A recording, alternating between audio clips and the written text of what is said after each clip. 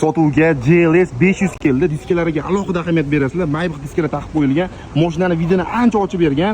GLS 500 ofitsialniy rastamochka bo'lgan, dokumentalniy o'zini vidi lekin rosa chiroyli bo'lib turibdi. Mashinani sotib olganimdan keyin hamma xarajatlarni qildirib qo'ydim. O'zi ham rosa pul tiqdim. Motor moylarigacha almashtirdim, korobka moylarigacha, hadovoylarini ham qarab chiqdim deyaptilar. Mashinani 6 oy oldin kraskasi toza deb sotib olgan ekanlar. Tekshirtirmagan ekanlar. Men hozir tekshirdim mashinani. Xo'p, orqa tomon eshigida mana shu yerda lak sepilgan joyi chiqib keldi. Bemalol ustinglar bilan kelib tekshirib olsanglar bo'ladi. Keyin mana shu yerda bu tomon eshigida polirovka qilingan payt mana bu yerda ozgina bilinmaydi. Kesinglar ustida kelsa tekshirib topa oladi. Lakini ko'chirib qo'ygan. Ozgina bilinar bilinmas. Qolgan hamma joylari top-toza ekan.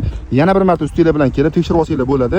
Ichlariga o'tamiz. Xo'p, mashinani salonni ichiga keladigan bo'lsak, salonni ichlari rosa приятный bo'lib turibdi. Hech qayerda qirilgan, chizilgan joylarini ko'rmadim.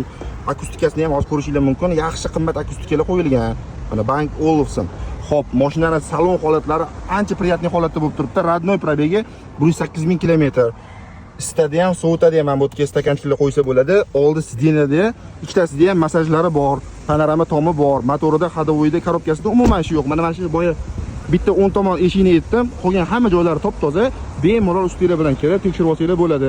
Mashina 2016-yil gaplashib, kelishib 52,900 dollarga ko'ndirib oldim. Bemalol telefon qilib, gaplashib, maslahatlashib, ustinglar bilan kelib tekshirib olsanglar